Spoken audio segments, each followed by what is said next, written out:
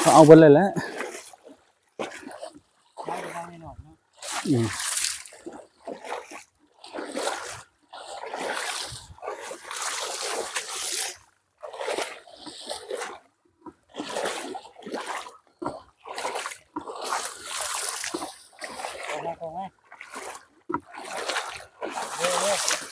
จะเอ็นปี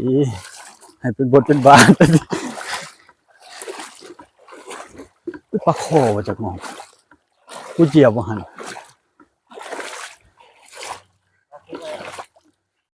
สบายดีสวัสดีครับพ่อแม่พี่น้องสุภทุกคนทางฟังไทยฟังลาวที่เคารพรักของบ่กองนะพี่น้องเนาะมื้อนี้ครับพี่น้องครับพากันมาสวนแยงอยู่หนองกรุงอยู่ในมันก็เป็นหนองหมู่บ้านแหละพี่น้องเอ้ยนี่เดี๋ยวบ่งองเพิ่นกำลังหยิบพะแยงเนาะลูกมันขาดเดี๋ยวเพราะว่าคำจังหน่อยพากันสอนเพราะว่ามันร้อนแรงตอนนี้บ่าย3แดดเปะแดดเปรี้ยงโอ้สุดยอดเลยบ้านเฮามันหากินยากเพิ่นว่าเหลือน้องเดียวนี่แหละคิดว่านะน้องอื่นก็มันบกเบิดมันแรงแรงนะพี่น้องเอ้ยปีนี้ทั้งฝั่งลาวนะไปหาเงินใช้ก็บ่ได้เลยนี่ๆน้องนี่แหละพี่น้องครับน้องซะนี่เดี๋ยวสิพากันมาสอนว่าสิได้หยังแน่นะเดี๋ยวให้พี่น้องได้เบิ่งบรรยากาศการใช้ชีวิตบ้านเฮามันบ่ได้มีหยังหลายเลยบ่ได้หรูบ่ได้หรากินข้าวกับแจ่วกับป่นไปนี่ผักหญ้ากับแตวป่านี่แหละนี่ แถวป่านี่แหละผักกระตอกกระติ้วผักกระโดนนี่กินกับก้อยกุ้งต้องหาบอนมันปรุงเด้บ่เพราะว่าย่ำเนี่ยมันก็ปรุงนั่นแหละเนี่ยพี่น้องเอ้ยจักระจั่นก็ฮ้องเป็นยุมไปมันเอาบ่หลายดอกมันแล้งคนล่าคนหยังเด็กหยอกเด็กยาเขาหาเบิดเลย แต่ก่อนก็เป็นหน้าเขาเจ้าเด้อพี่น้องเอ้ยนี่เป็นหน้าเขาเจ้าแต่ก่อนเขาเจ้าเฮ็ดหน้าเดี๋ยวนี้เขาเจ้าพากันไปอยู่ไสแล้ว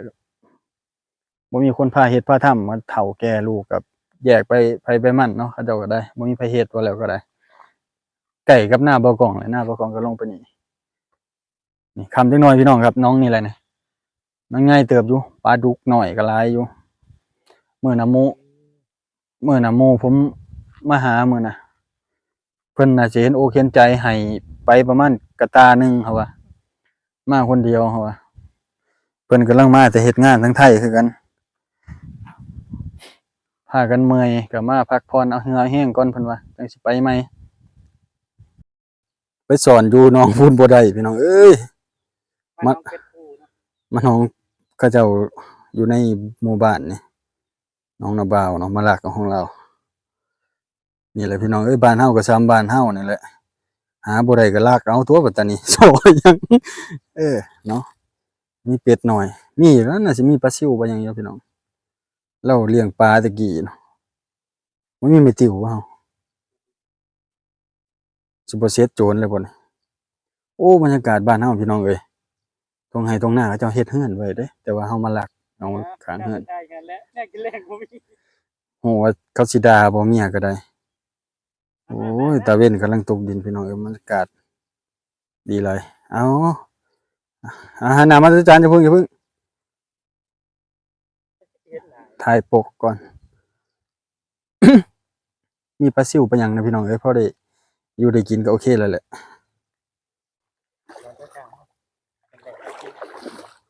โอ้ยมันบ่ได้มื้อนี้ก็นี่แหละนี่ ม่วนซะพะแยงนี่เอามาลาบสู่เรากิน มันสุดบ่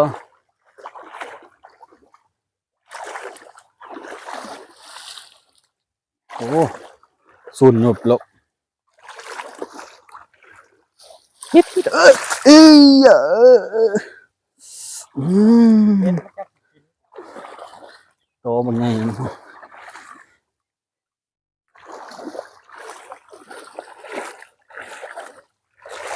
เอากลับมาอีกบ่นี่หรือจังได๋บ่ได้ถืออันน่ะมาโอ้เจ็บเด้อเป็ดไล่อยู่ดิ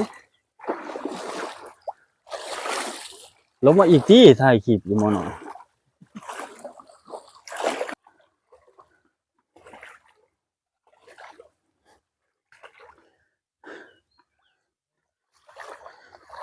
โอ้ยตาย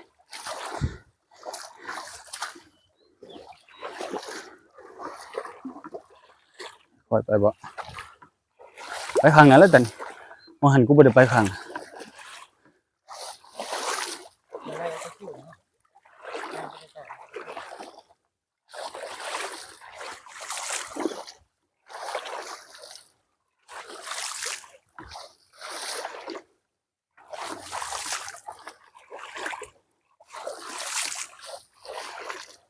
ค่อยๆมึงให้ไว้บอกกูซะ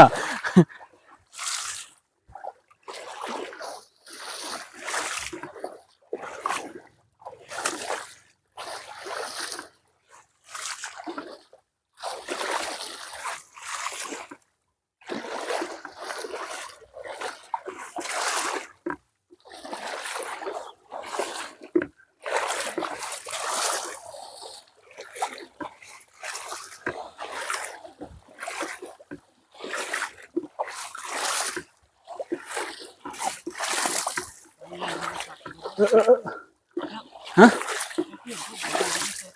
เหลือดอกเขาเอาไปเลยแหล้ว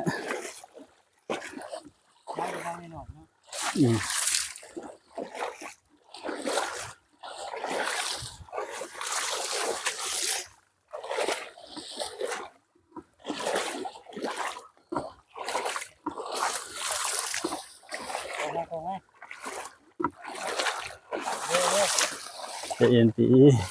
ให้เป็นบทเป็นบาทปลาโคมาจากหมองกูเจียบว่าหัน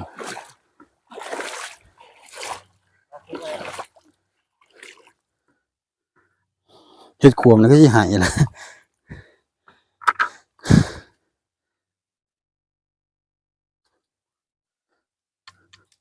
อะไรนั่นเขากันสิ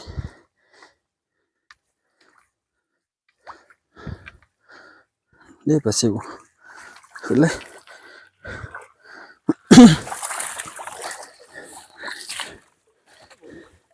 น้องเขาก็สอนไปรอบหนึ่งแล้วเนาะกับบางแล้วตอน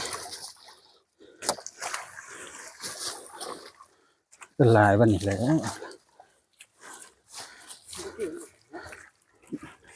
ก็ดูลายได้งงที่เขาอ๋อได้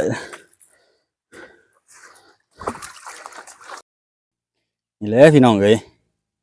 ไปหาแบบบริสุทธิ์แบบขาวสะอาดนี่มันบ่ได้มันต้องมาลักเอา โอ้ยพี่น้องเอ้ยถ่ายอันไหนให้เจ้าเบิ่งก่อน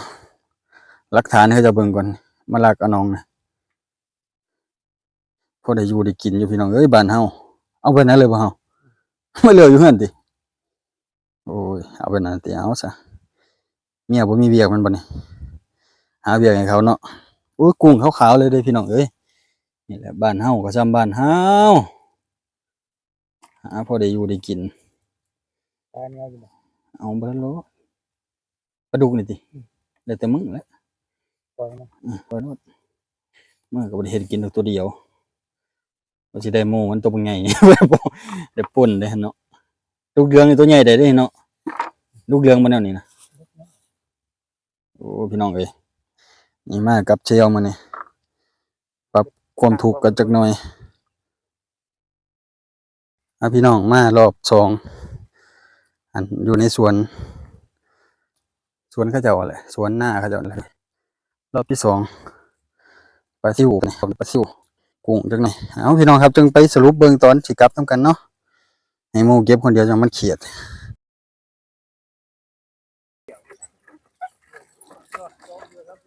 เบิ่งพี่น้อง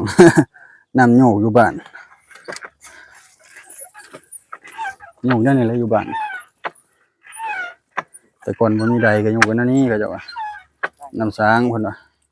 ล้างจักหน่อยติเฮ็ดว่าก็ได้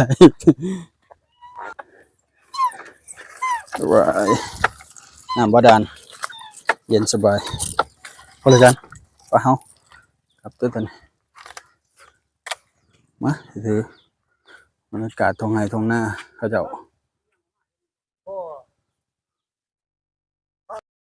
เอ้ยบ้านเฮาหากินซ้ำนี่แหละพอได้ป่นได้แจ่วพออยู่พอกินแล้วหาผักมาลาบใส่หลายๆทำใส่หลายๆเนาะแล้วก็ผัก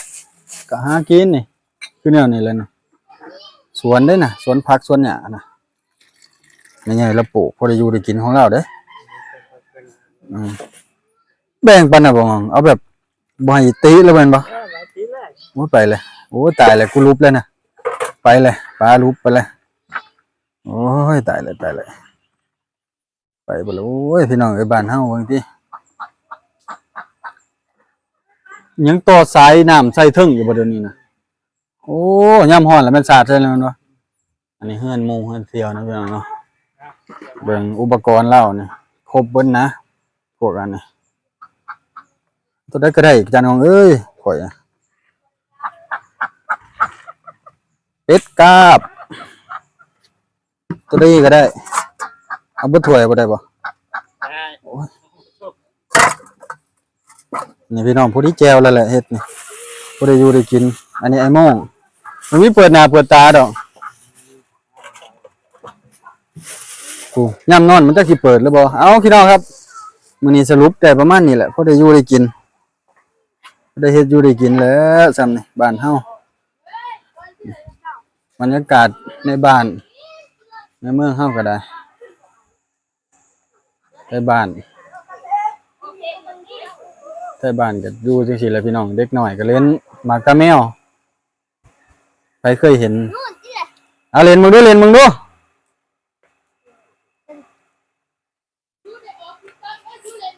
เบิ่ง YouTube ลงเข้าไปเบิ่งให้อ้ายเด้อพากันเข้าไปเบิ่งเด้อกองล่านะน้องโดนเด้อเข้าไปเบิ่งเด้อใครมี YouTube บ่นี่ใครเล่น YouTube บ่บ่นะมีเล่น YouTube บ่เบิ่งโทรศัพท์บ่อีบายเด้อเล่นบ่นี่เคยเล่นบ่ห่วยก็สิเห็นเจ้าของแล้วบัดตอนนี้นะบ่ได้เห็นเจ้าของเลยแนวนี้โอ้ยนี่พี่น้องเอ้ยเอาอีหลาเล่นโอ้มึงกับผู้หญิงคนเดียวเนาะผู้ชายเป็น10ผู้ฮะทิมรถ กินข้าวติน่ะโอ้ไปเมื่อยหลายไปเล่นให้กูได้หน่อยเด้อโอเคไปเมื่อก็พี่น้องเอ้ยตอนนี้ก้อยกุ้งเขาไงนี่กลับก่อนพี่น้องครับฝากติดตามเนี่ยเด้อ